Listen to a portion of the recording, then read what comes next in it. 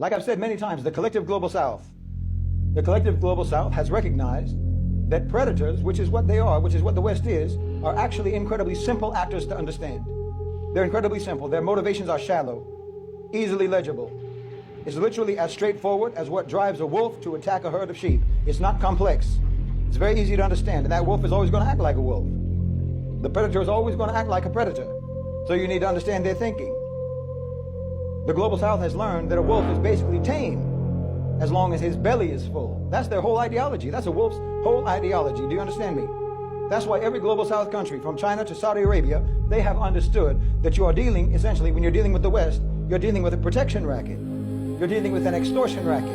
Pay them off and they'll leave you alone. Listen to me. They can talk whatever they want to talk. You know, when they talk about why this or that nation is bad, why this or that country is bad, this or that leader is bad, or what have you, okay, they'll say they're undemocratic. They violate human rights. They pose a threat to our national security, on and on and on. They're, I don't know, sponsors of terrorism. They're extremists or whatnot. We don't like them because they oppress women. We don't like them because they're this kind of bad or that kind of bad or whatever kind of bad we want to come up with today. But the only thing that they're actually doing, when they say all of that is asking for a bribe. I'm telling you, they're just asking for a bribe. They don't believe in anything. Understand this. They don't believe in anything. They're predators, not believers. They're parasites, not patriots.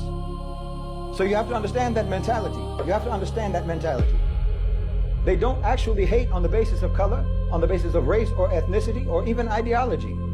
They hate on the basis of their own inadequacy. If you have what they don't have, they hate you. If you are what they cannot be, they'll hate you.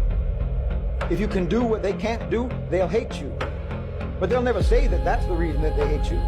They'll never come out and say it. They'll cloak it in all sorts of nonsense about race or about culture or about faith or about principles or what have you. They'll never come right out and say the real reason. I told you they're marauders. And this is why I told you they're marauders. They're scavengers. This is what they were 10,000 years ago, and that's what they are today. That's what they will be 10,000 years from now. Understand that mentality. Hunters and gatherers. Hunters and gatherers, yes, not builders, not creators, not people who develop, not people who advance, not people who grow. Listen to me, because you need to understand the mindset of people like that. You have to understand the mindset of people like that. You understand? Constant, continuous, perpetual acquisition of resources. That's the only thing they have in their mind. You understand?